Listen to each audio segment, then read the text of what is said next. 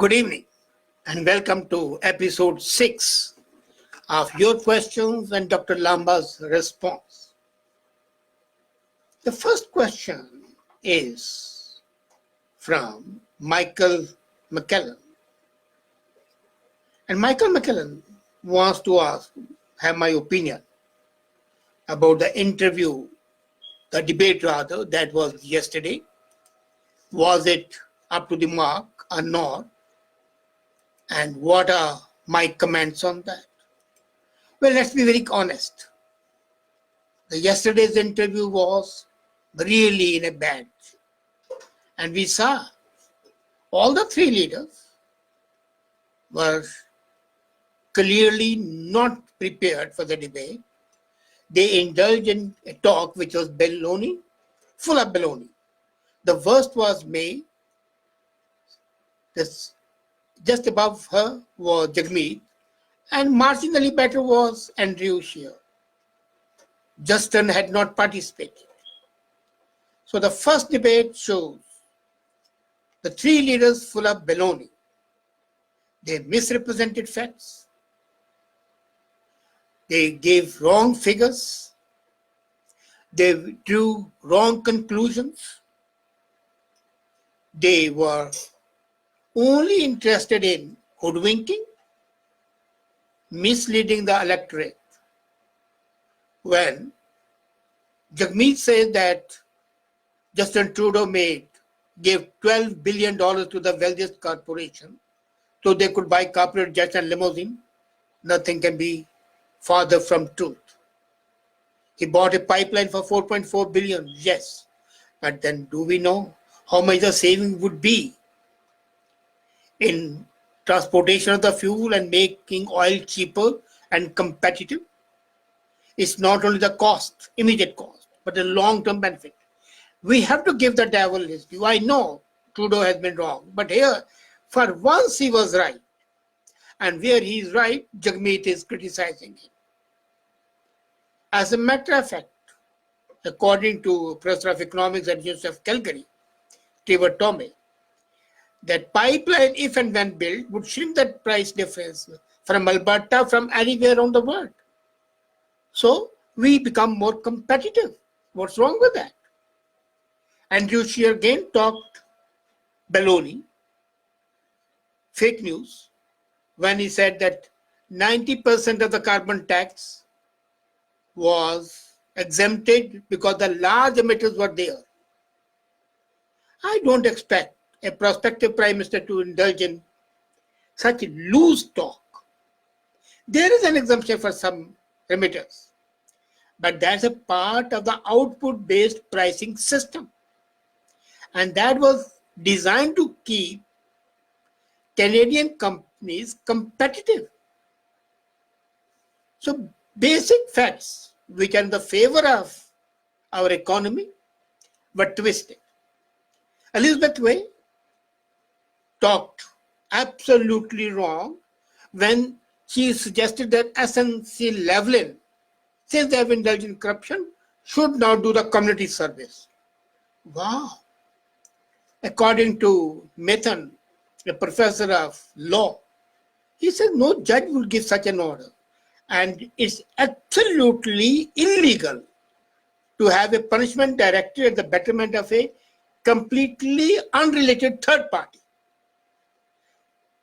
Something has been done wrong by Trudeau and SNC-Lavalin.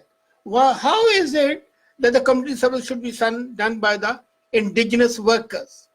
100% baloney. Facts are with that. Now, the second part of the question of Michael is that is the charge of Jagmeet and Elizabeth May correct when they charge Andrew Scheer for being disrespectful? No. What Andrew Scheer said was, one group cannot hold hostage large projects. Now the objection was to holding the group hostage. It's a simple, plain language. It's a Queen's English. If Jagmeet doesn't know correct English, or Elizabeth May is not aware of Queen's English, it's their fault. He was using a very simple statement that, look here, a small group cannot be an obstacle in major projects. So how is it disrespectful?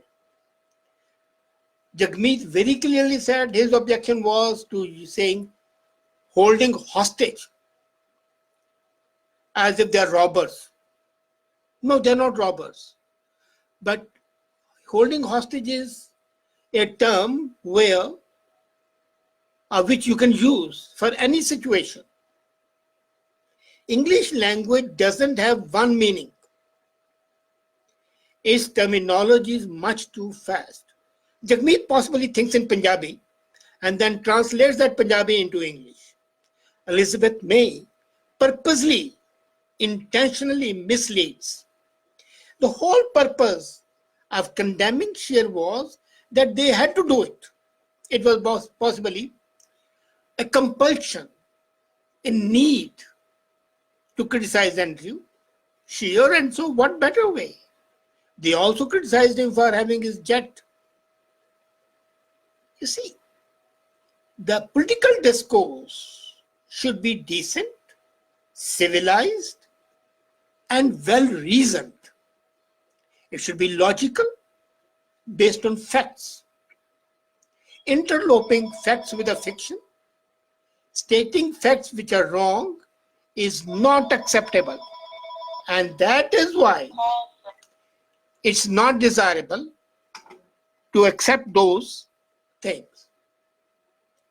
What we have got to see is that the political leaders do not indulge into such petty talk, which is derogatory to common decency.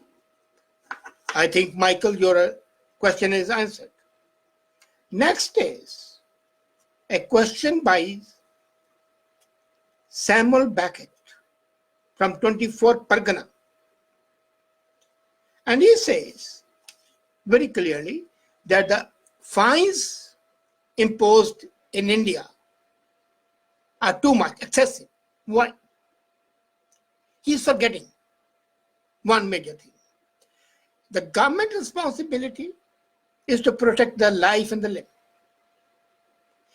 Delhi is not only the rape capital of the world, it's also the road accident capital of the world. Do you know that in India, the highest road accident fatalities are there in the world? They are 12% of the total deaths in the world. 12% happen only in India. And last year, 1.5 million people died in the road accidents. In 2005 and 2015, 10 years, the road network grew by 44%. But vehicles grew by 123%. And deaths by road accidents, 54%. Now tell me, so many deaths take place, and they take place because of the faults. The people who have been arrested don't have licenses, don't have insurance, they kill and run away. So the fines were raised and justifiable. If there are 400,000 accidents in 1 year, if there are 1.5 million fatalities, do you mean the government shouldn't do anything? As a matter of fact, I think this is the first time the government has woken up to this important issue, and they have taken this action.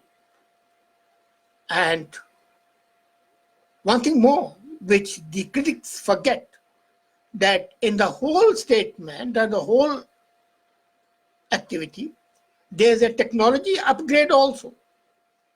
I'll quote from the order: the state government shall ensure electronic monitoring and enforcement of road safety. The central government shall make rules for electronic monitoring and enforcement of road safety, including speed cameras, closed circuit TVs, speed guns, body wearable cameras, and other such technology. Look here, law is never a magic pill, but law is an agent of change. And change doesn't come by mollycoddling. You have to be firm. Now, the second part of the question was that some state governments are not accepting it. Don't say they are not accepting it. There are a number of states which say, no, we will not implement it fully. Now, what happens is in India, the powers of the states and the federal government are clearly delineated. There are three parts of it. One is the powers only with the center. Other powers are only with the state.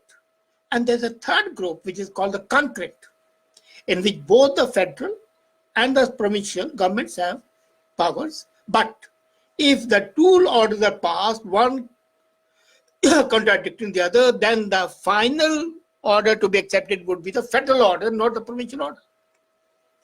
Motor Vehicle Act also has been divided similarly. There are parts which are concurrent. There are parts which are exclusively state. So what these states are doing is they say, okay, as far as a part is concerned, which is solely of the central, we have to accept it. As far as the concurrent is concerned, we have to accept it, but we request the government to change. But the third is that of purely state concern, and we don't accept that. Well, if they don't accept that, they don't accept that.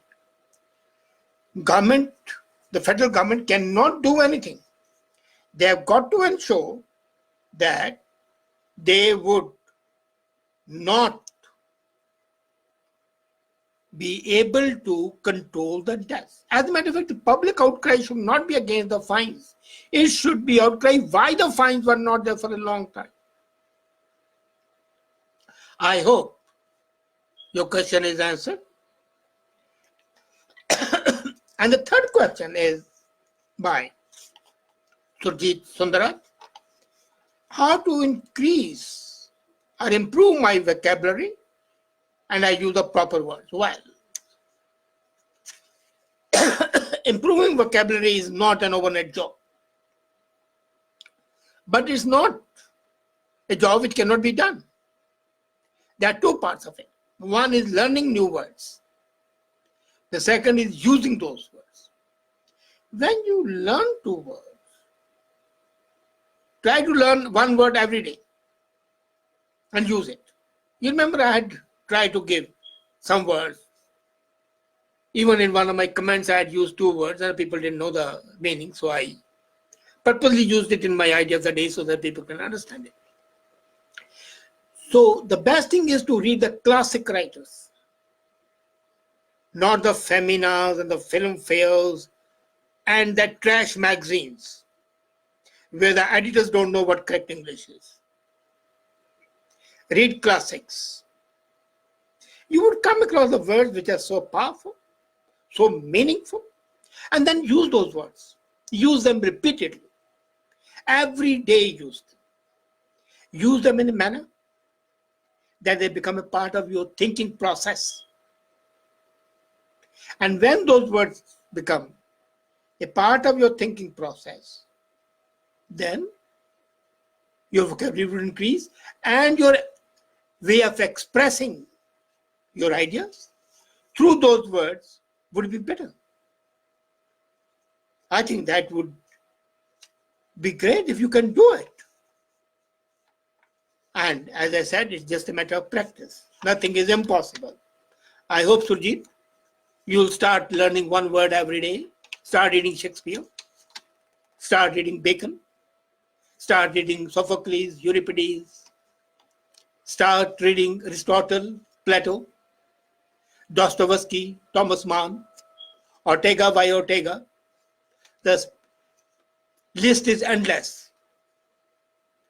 But each writer will give you some words which will become a part of your daily discourse.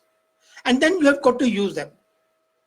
You see, I'll give you an example. My son, when he was young, elder son, whenever I use a word, he'll ask me the meaning and then immediately repeat it at least half a dozen times. So it became a part of his understanding. So that way, you can do much better. Today, these were the three questions. I would appreciate your further questions by Tuesday, 3 p.m. And we meet again on Tuesday. Thank you. Have a nice day. Bye.